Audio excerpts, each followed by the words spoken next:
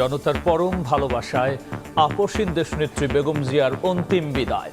স্মরণকালের সর্ববৃহৎ জানাজায় লাখ লাখ মানুষের ঢল। রাষ্ট্রীয় মর্যাদায় স্বামী জিয়াউর রহমানের কবরের পাশে দাফন।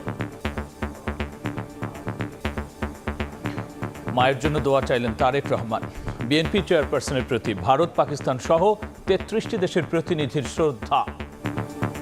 মরহুমা বেগম খালেদা জিয়া জীবিত থাকাকালীন অবস্থায় যদি আপনাদের কারো কাছ থেকে কোনো ঋণ নিয়ে থাকেন, দয়া করে আমার সাথে যোগাযোগ করবেন, আমি সেটি পরিশোধের ব্যবস্থা করব ইনশাআল্লাহ।